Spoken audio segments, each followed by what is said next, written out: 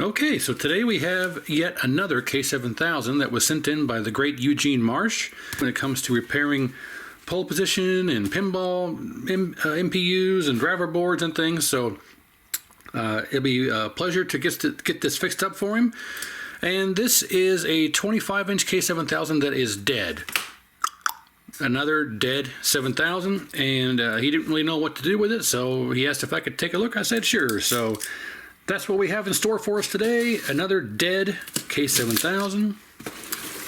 So let's see what we can figure out.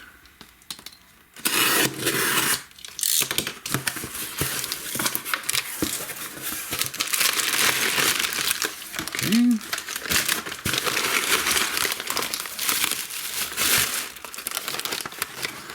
We'll save all this so we can send it back.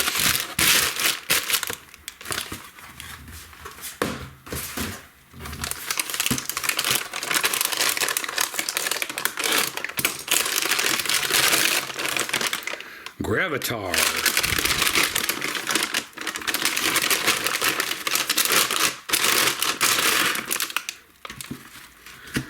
And it has been capped in an attempt to get it to work, which is always rather, to use the parlance of our time, cringeworthy, or a parlance of our time, because I don't know if, what in the world? I don't know if that is going to be detrimental to our efforts or not. So,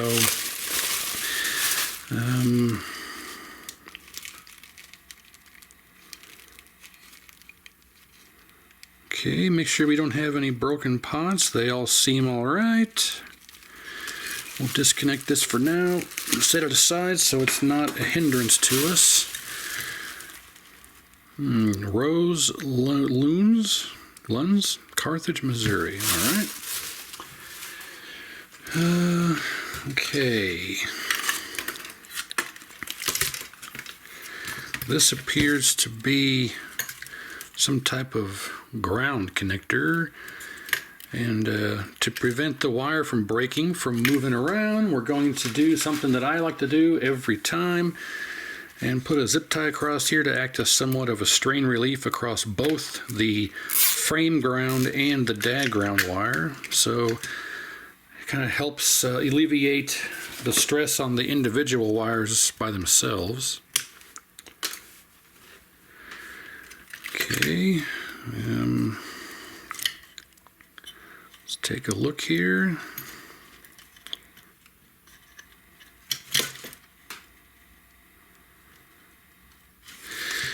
Well, all right, let's examine what we have going on here. I was simply told that it was dead, so somebody has replaced a rectifier dial with the wrong kind, although I'm sure it'll work. Fuse is visually okay. Let's test it real quick. We'll test it in circuit and out of circuit.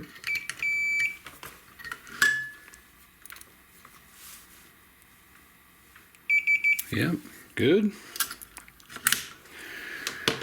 Okay, visually, it's got a 1398 in it, but it's a different style.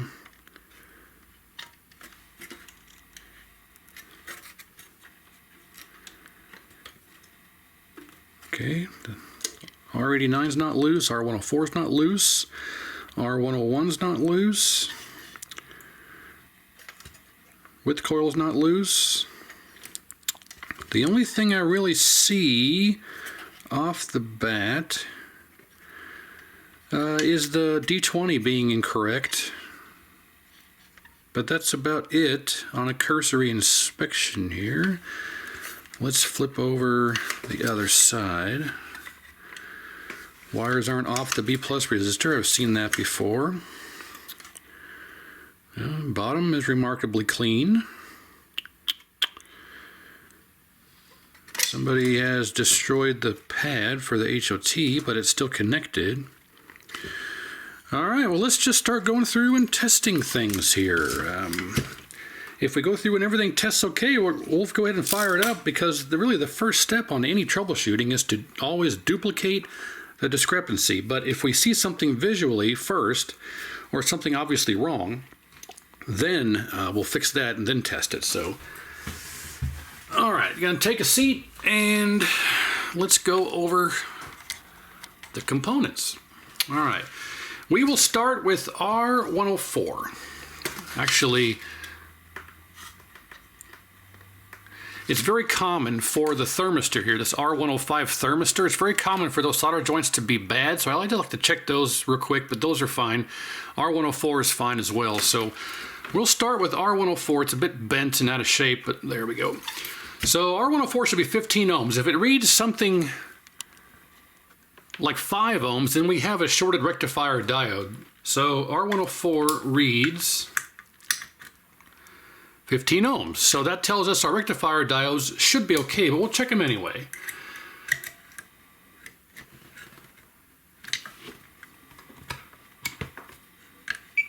Okay, D19, D20,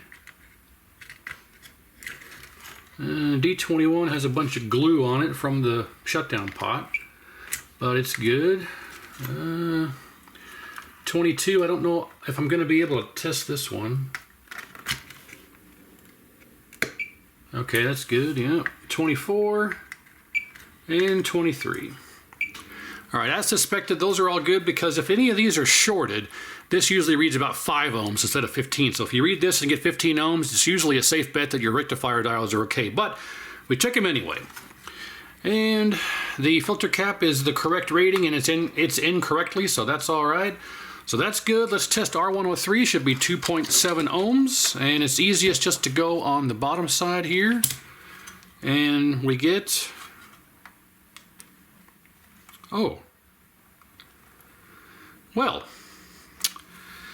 an open R103 would definitely cause the chassis to be dead.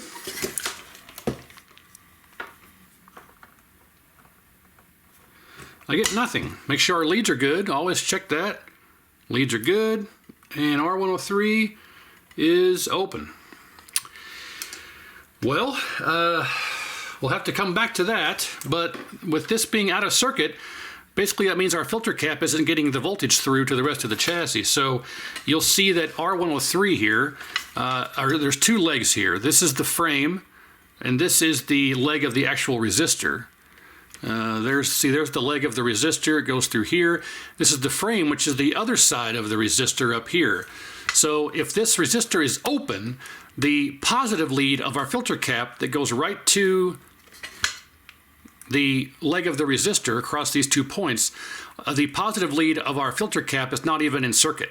So our filter cap is basically out of circuit, and that would cause definitely no power. So yeah, if our open R103, you will have a dead 7000. So that appears to be our problem here. But let's keep going here and test the rest of our components, because the HOT has been replaced. So that takes care of everything up here. R103 is open, but let's test the rest of this stuff. So R101 should be about 5K ohm in circuit, 4.5 to 5K ohm in circuit.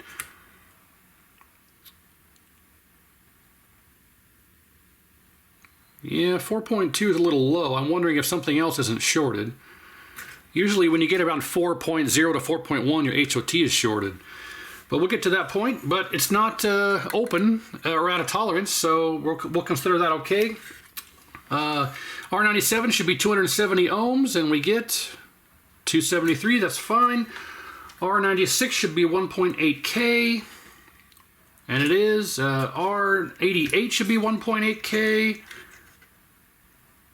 And it is. R89 should be 3.9K, somewhere close to it, and we get 3.7 is kind of low, but I'm not going to really worry about that at the moment.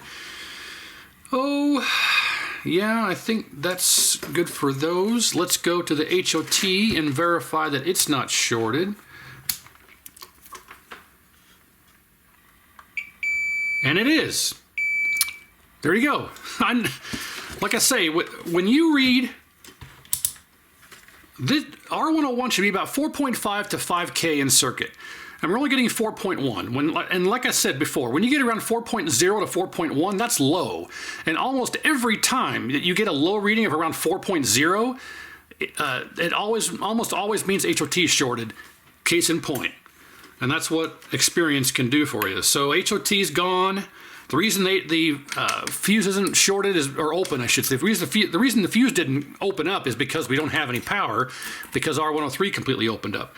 So we have a shorted HOT and open R103. Let's test C38, our width cap. Make sure our width cap isn't shorted. We're just checking to make sure it's not shorted, and it's not. We're in the mega ohm, so that's fine. Our critical safety cap. In this case, there's two individual caps, C36 and C69, those two in there. We're going to measure these diagonally off of the common pad here, and we should get a 0.45 voltage drop, but with our HOT being shorted, it's going to read shorted. Well, this one doesn't. I think this one will. Yeah, there it is. Okay. So we should get this reading, this 0.45, 46, 47 voltage drop should be reading both directions. But since our HOT is shorted, this one is going to read shorted also. So I'm sure it's fine. We'll check it again after we change out the HOT, if I can remember to. Okay, D18, make sure it's okay. Yep, it's fine. That's a diode here, right in there. Okay, our voltage regulator. Easiest way to test that, regardless of which style you have, the tall skinny one or the fat wide one.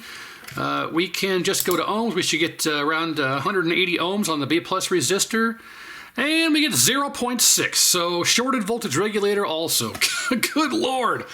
That's why you don't stop at the first thing. The first thing we found was an open R103. If I would have just replaced that and turned it on, I would blow the fuse and have to keep going. So it's always good to go through and just check everything while you're doing this. So shorted voltage regulator, shorted HOT, open R103. That, I think, is everything that we need to test. So let me grab some replacement components. I have replacement R103s, I have replacement HOTs and voltage regulators and all that jazz. So, all right. I guess first things first is let's desolder the HOT, and then we can test and make sure this reads the proper voltages or reading. I'm sorry, ohms, proper rating, proper ohms in circuit, and replace that component later. I don't have my iron on, so while we're waiting on that, let's grab the replacement components here. Okay. We got a 3130. So I mentioned before, I think in the last 7000 video I did. You know, I don't know what playlist to put this in. Should I put it in the dead one or the blowing fuses one? It's not technically blowing fuses, but all the components that are faulty would put it in that category if the R103 was good, and we'll put it in the dead category. That's fine. This one appears to be used, but I'm sure it was fine, or I wouldn't have put it in the bag. Both of these are used ones. That's probably why I have them in a separate bag. Let's grab a new one, just for the sake of, well, putting a new one in. And I got on a train off on a tangent there. There's a new HOT. We'll grab one of those. I got off on a tangent here. So, all right, so those are some 123s. We don't want those. So we'll grab one here just for edification.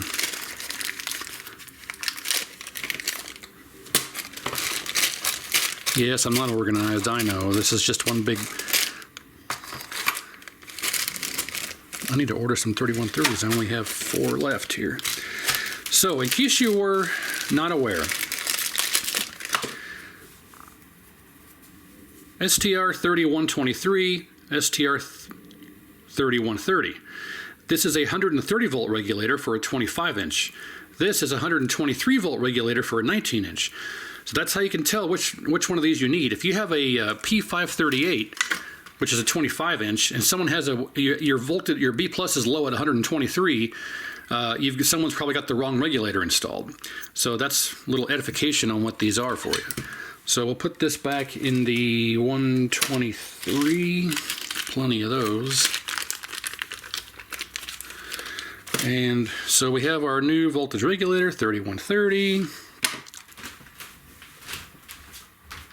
We'll grab another HOT here. Don't know why they're in a separate bag. D1398. So we'll grab another one of those. And I gotta dig through here now and find the R103s that I have. I'm not sure what I did with them. I'm not sure if they're even in this container or not. Yep, right there.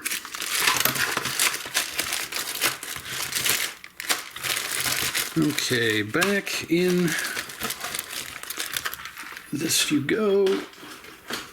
And we have, I don't know why I did that. I should have put this back in there first.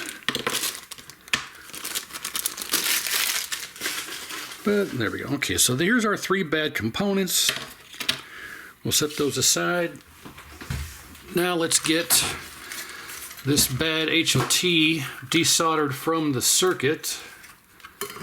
And we're just going to remove the collector here.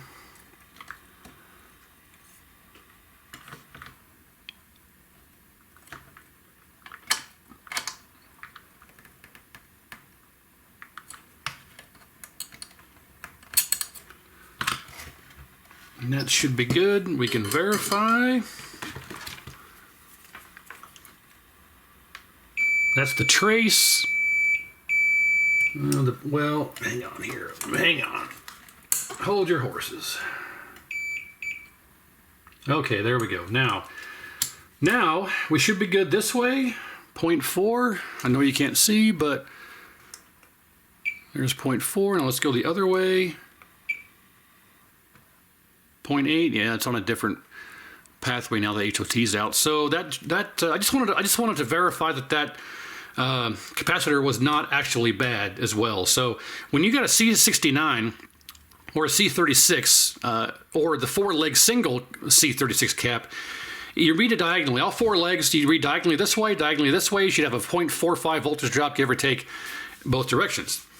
If it reads shorted in circuit, more than likely the HOT is shorted. But if the HOT is not shorted, you need to pull the HOT out of circuit, check it out of circuit, pull C36 out of circuit, check it out of circuit to verify. But it should read diagonally both ways correctly like a diode. If it doesn't, make sure the HOT is not shorted. If it's not and this still reads shorted, pull it out. If it reads shorted out of circuit, it's bad. So that's how you really want to do that for C36. But let's just go ahead and migrate back over here to to R103, and just start with R103 because that's going to be the most labor-intensive thing to replace here. So we're going to have to get the supporting frame out of here and swap this resistor out in the frame.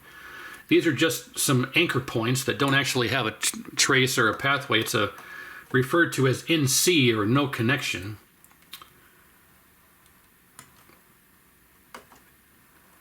And we're going to have to do some minor surgery. Minor emergency center.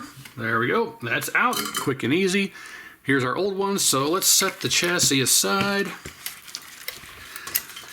which is easier said than done with my spaghetti wires here. Okay. All right, let's grab a screwdriver here. We're going to have to bend our support arms out a bit. And this appears to be the original. And it's not worth fighting over trying to get this old arm out of here, so I just clip it off. And this should slide right out. Now with it out of circuit, let's test it. It's always good to verify out of circuit. Make sure our leads are good. And they are 0.1. And this resistor reads open. If we grab the replacement and test the replacement, we get 2.8. So, fault number 1, open R103. Now, we can simply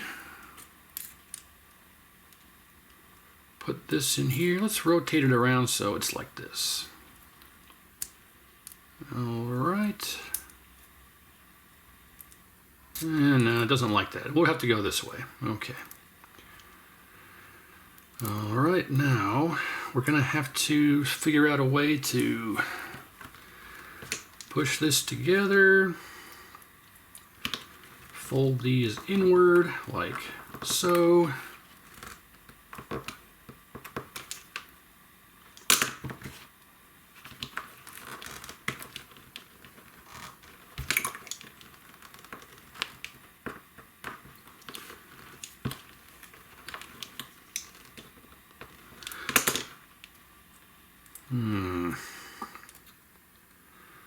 Yeah, you don't want to squeeze this too much or you'll crack the ceramic. And if you take this out and push these together too much, then you can't slide it in. So it's kind of a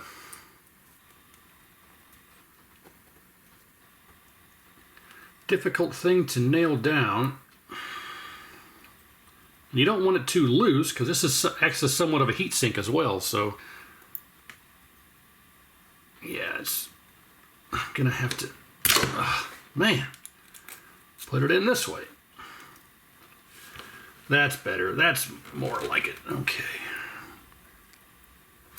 I will call that better. Okay. Yep.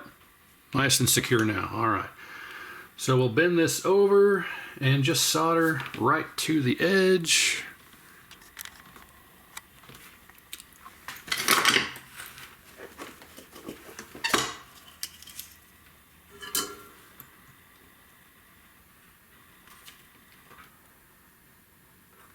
Like so.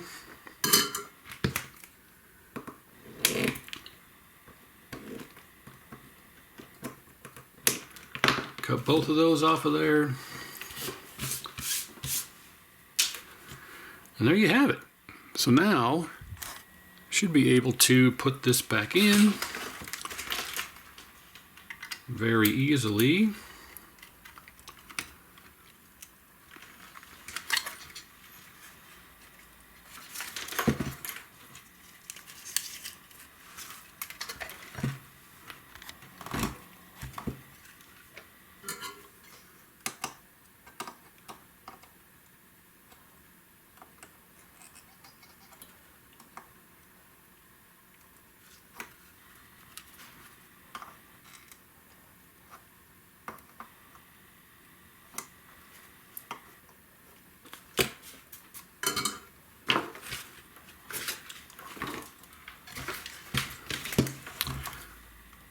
There we go.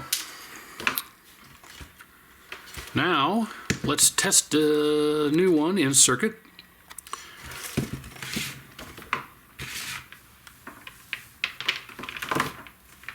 And through the magic of new components, we get to 1 point. It's hot. It's generally, you know, you gotta wait for a little bit before you do some testing because it's the heat changes resistance, obviously. So it should climb itself back up to around 2.7. See, there's 1.7, 1.8, 1.9. So it's good. We just need to give it more time. We'll test it again later. Okay, now we need to go ahead and completely desolder this HOT, change it out.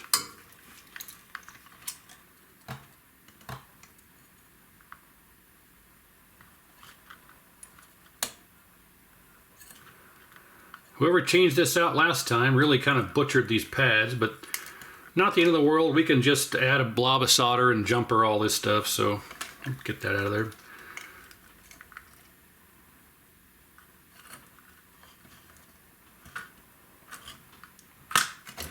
Okay, that should be loose. Now let's hit this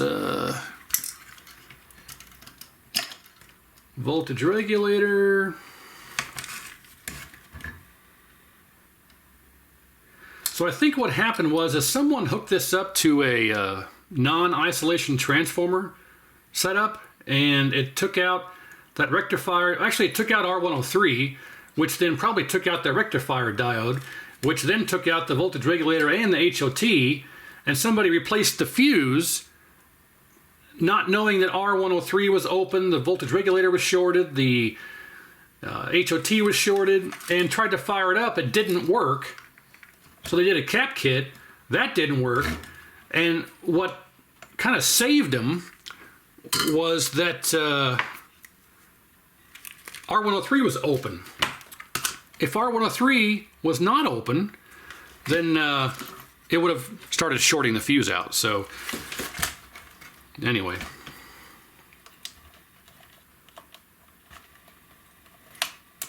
Okay, that should, everything is prepped, and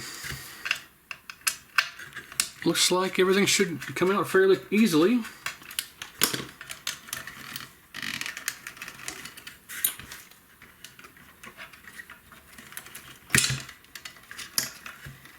All right, now with that out of there, let's see if our B plus resistor now reaches the proper 180. Yep, 183. So quickest and easiest way to test your voltage regulator for short is just check your B plus resistor. If it reads 0, voltage regulator shorted. If it reads 180, it's not. So that's how you do that. Let's put the new one in. Looks like our insulator's in good shape and positioned properly, didn't move.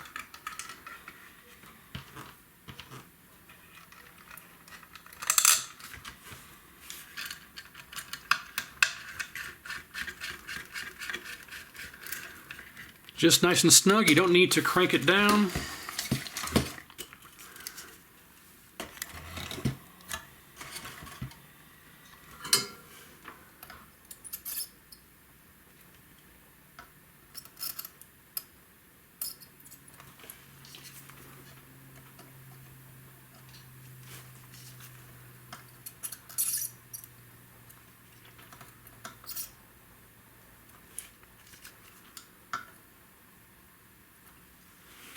Beautiful. And no bridges over Madison County, so that's fine. And we're going to need the assistance of the tweezers here, so we can hold on to this guy right there.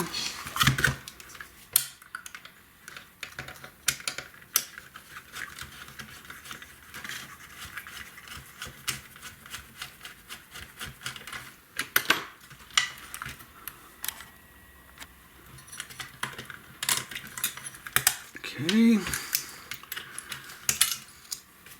we lost our insulator, but that's no big deal. Thank you. Insulator looks fine. Take your new HOT, bend the center leg backwards and kind of angle it like so. So it looks something like that. Then we can put it in here. Thusly, right in there it goes. And grab the screw, put it through. Make sure your insulator's in the right spot. And it is. Should go right through there. There we go.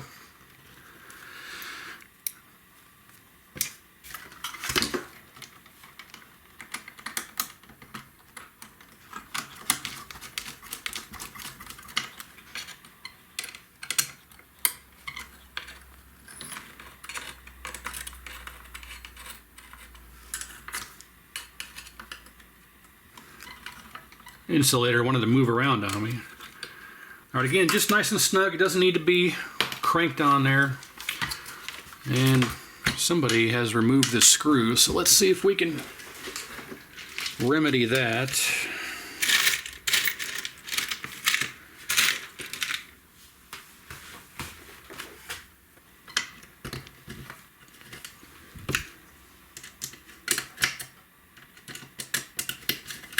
No, that is too small of a screw.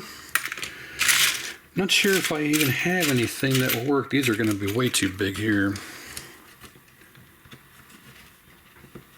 Well, maybe not.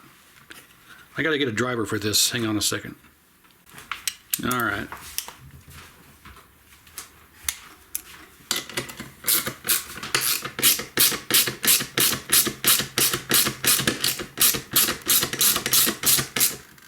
Nice. There we go.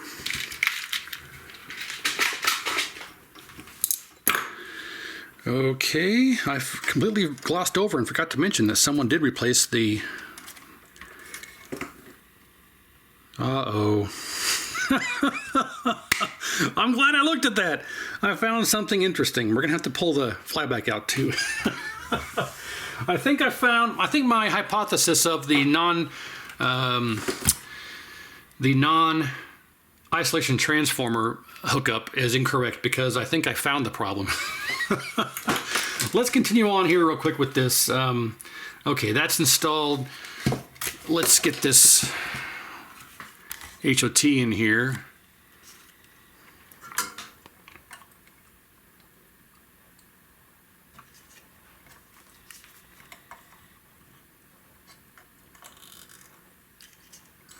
I completely glossed over the fact that the flyback had been replaced. And I'm glad I took a look at it, because it's got a giant hole in the side of it. Okay, so with that in there, let's make sure it reads good now. 0.47 and 0.47, so all right. And again, 0.464 and voila, 0.47. So now, with everything else checked after replacement and everything is back good to go, let's see if we read closer to 4.5 or 5 ohms on R101. And there you go, look at that, 5 ohm, or 5K ohm, I should say. That's more like it. All right. Well, before we pull the flyback, let's go through and do all of our normal. I'll go through and do a more in-depth reflow, but I want to. This is in such good condition. I'm not really worried about the pads being oxidized on the bottom side here, underneath the solder, I should say. So we're just going to do my normal quick bodge solder job for R101 and R89 for long-term longevity, so to speak, of the joints. So if you're new to the channel, I always put a bridge across here and a bridge across here to strengthen R101. R101 gets very hot and it oxidizes and damages these pads, and it causes the chassis to not function. So with the bad R101, the chassis will also be dead.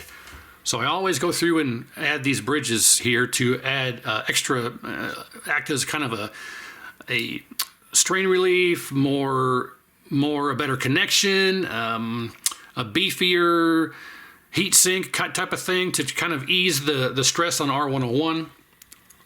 So I always do that. I always also reflow R104 because these pads like to get very thin, or these joints get very thin, but that seems okay now just for testing. So if we give this a quick look.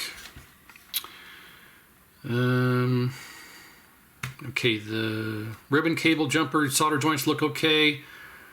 Video input header pins look okay. C38's okay. D18's a little thin right there, but that's okay. Yoke header pins are all right. All right, so this seems okay just for testing. But let me pull this flyback out of here, and you're going to witness something interesting. Someone do a little jump cut here. I'm going to use my desoldering gun. You're probably screaming, why aren't you using this desoldering gun? Well, I haven't gotten around to replacing it because the plastic is broken. The little thing here that gets the solder sucked into it is busted.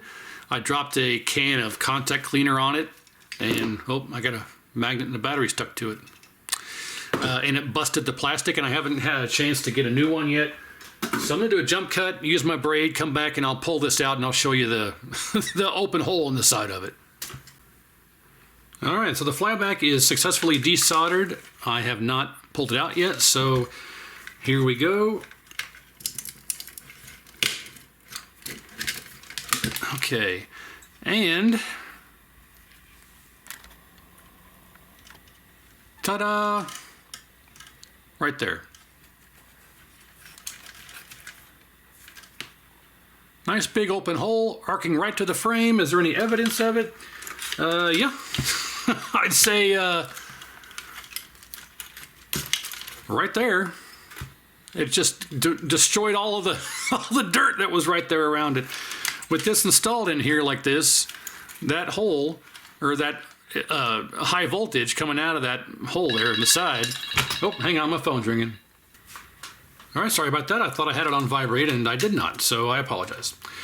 All right, so as I was saying, this opened up on the side and arced right to the frame. It's obvious where the arcing was happening, and that pretty much took everything out. So that will do it. So we've got a faulty flyback that destroyed the HOT, the voltage regulator, and R103. So crazy. All right, so we need to double check when that happens. Whenever you have a flyback that was arcing to the frame, it almost always takes out either R91, R92, D13, or D14. And those are the four components in here. There's a diode right here that I believe is D14. There's a diode here is D13. Then you have R92 and R91. And those are responsible for your vertical deflection. So we need to test those resistors, and R92 should be 1.2 ohms on R92, 1.3. R91 should be 1.2 also, and we get 1.4. That's fine. D13, I believe, that's D14. D4, is that 13 or 14? I always get them confused. That's 14. 14, I believe, is this way. Yep, and 13 is the opposite direction. There we go. I was hitting the same trace there. So, all right, looks like we lucked out there. Did not take out those components, so should be okay. Let's verify while we have this here that all of our caps are in the correct polarity. And so far, yes. All right, okay, well, yeah, I think we'll have to grab a flyback. I've got some right here.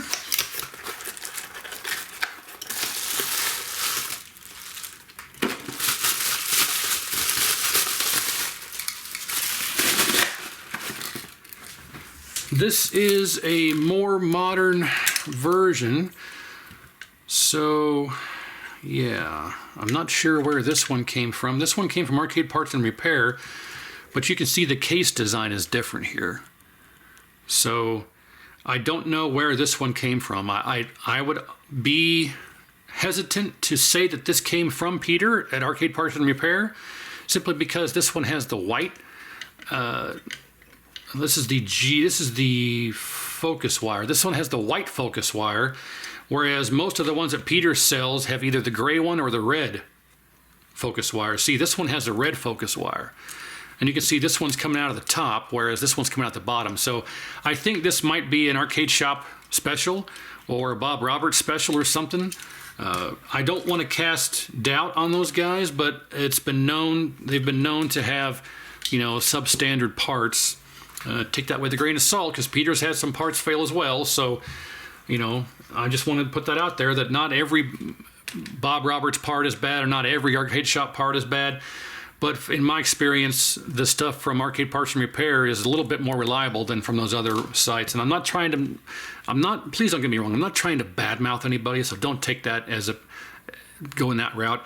But just in my experience and the experience that I've seen from other people, the other sites tend to have parts that aren't tested. Think they'll get a shipment and just immediately put them up for sale, and I don't think they go through the rigorous testing that Peter's parts go through. So that's all I'm saying. So please don't think I'm bad mouthing other people or businesses. It may sound like that, but that's not my intention. I'm just saying that from the results people have had, the stuff from Peter is a bit more reliable. That's all I'm saying. So take that as you will, but please don't take it badly. And that's not saying Peter's stuff hasn't failed. They have, you know, but it's less likely. That's all I want to say. So we'll get this. I always snap off these feet. These feet here, they never line up with the holes. I just snap them off. They don't need to be there. So snap those off. That'll make your life a lot easier when trying to put this stuff in here. This should drop right in like that. That was about the quickest and easiest flyback install you'll ever witness.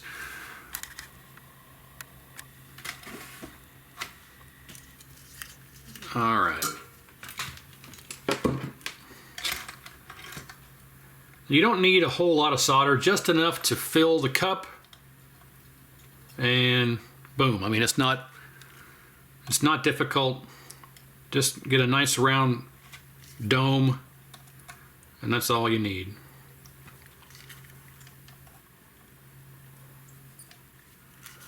People put globs and globs of solder on these joints, and you just don't need it. All you need is a nice dome, and fill the cup up, and like you're taking a drug test. Fill the cup, and well, I guess not really. You don't got to fill the cup on the drug test. Just enough to the line to give them what they need. That's probably a better way to explain it. Just fill this up enough to where it needs to be. You don't got to go overboard. That's a terrible analogy, but you get the idea. So all of our joints look good. Messy and dirty, but we're not going to worry about that for now. We'll clean this up later when I do the complete full reflow. Let's get our focus wire. So for those of you, again, who are uneducated, there's two wires here. You can see here on the old one, you've got a white wire and a red wire. This one has a red wire and a gray wire. Disregard the colors. Do not pay attention to the colors. The colors mean nothing. You, of course, have your second anode. This is referred to as the second anode wire. This is your, second anode, they refer to it as. But then you have your other two ancillary wires here. The thicker wire is always your focus wire, and the thinner wire is always your G2 wire. Do not pay attention to the colors. Colors mean nothing. The thick wire goes to your next socket. The thin wire goes to the G2 connection. That's all you have to remember. So in this case, we will put our thicker wire in our neck connection.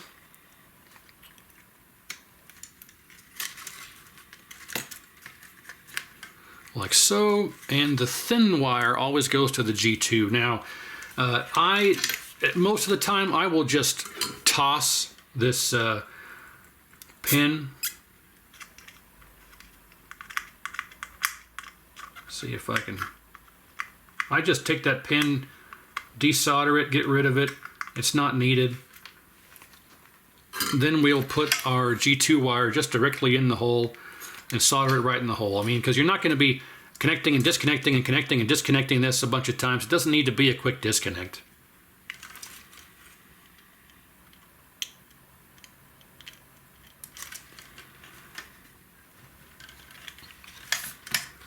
That's what I do. I don't think anyone's going to yell at me for doing that. So if you want to yell at me, go ahead and yell at me, but there we go. All right, boys and girls. Now these normally ship completely turned all the way down, and it is. So before you go crazy, hey, I just replaced the flyback and my screen is dark. Well, you got to remember that these new flybacks come with the screen pot all the way down. So turn it up about a quarter turn, and that's where we'll start with the baseline. So now I'm glad I found that, because we would have found that quickly if I fired it up.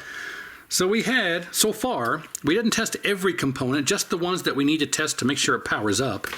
Then we luckily found our faulty flyback. So we had a faulty flyback, we had a shorted HOT, shorted voltage regulator, and an open R103. Now I think the reason this happened was, because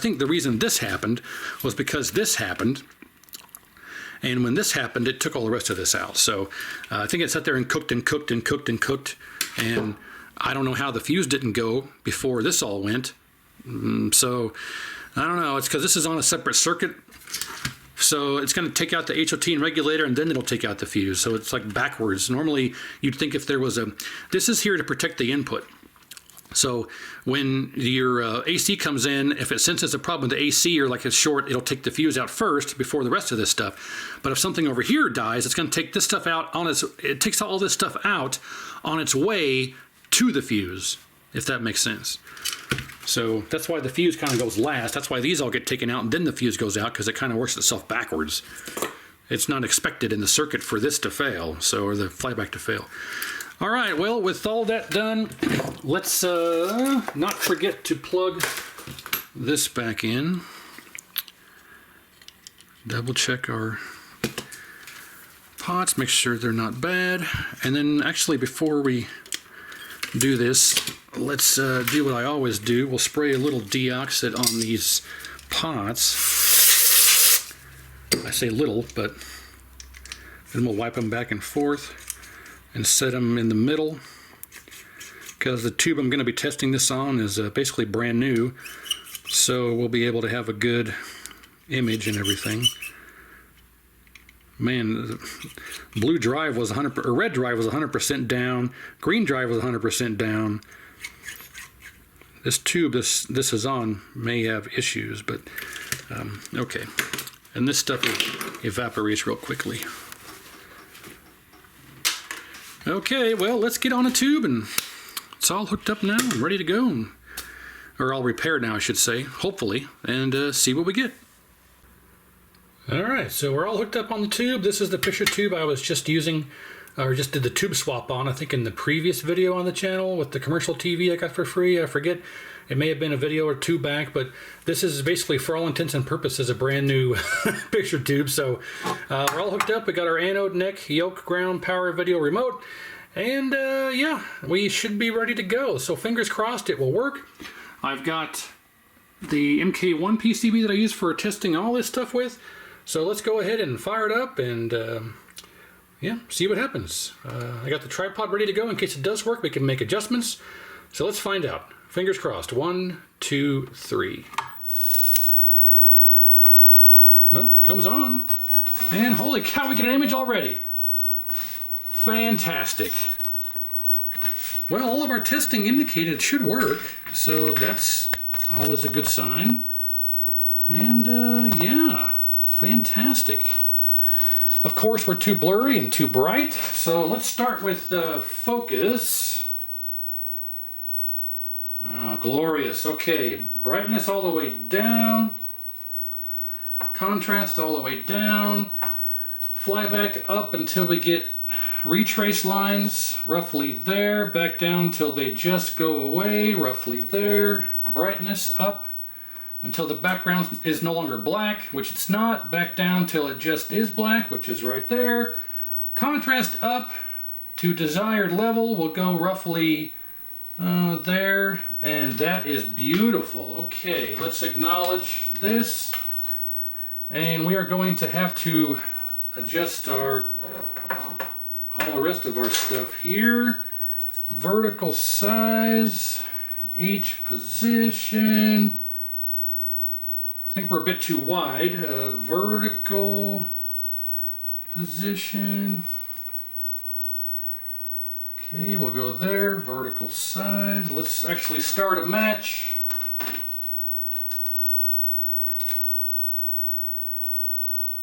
And okay, H position. Yeah, we're a bit too wide, but let's see if let's make sure our width coil works. So let's adjust that down a bit. Can I sneak in here and get that? It's going to be tough. Might have to use alternate method here. Yes, okay, so that's working. All right. And let's continue.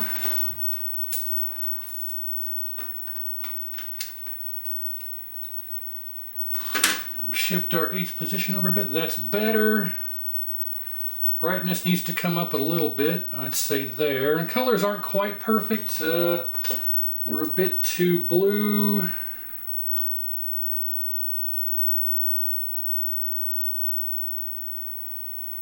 Turn red up a bit. Ah, beautiful. Look at that, boys and girls. That's amazing.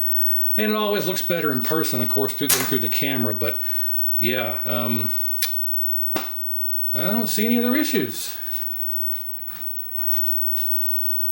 I think we're good. So yeah, we had, let's see, a bad flyback, a bad R103. I can't tell if you can even see. And we're a bit too bright now, but that looks pretty good there. So, bad R103, bad HOT, bad voltage regulator. There went R103. I dropped it, and the flyback with the hole blown in the side of it. But yeah, with more light now, I think I'll leave the light on. With more light on, it actually looks a lot better here. Yeah, look at that. So, ta-da! All right. Well, okay, that was a quick and easy repair. See up closer. I always kind of doubt myself because in the viewfinder here on the camera, this looks blue, but in person, it's perfectly gray like it's supposed to be. So anyway, I don't know if the video will come across when I get it uploaded if it's gray or not, but either way, in person looks fantastic. Size, position, shape, no crazy stuff going on, all that jazz. So good to go. Rose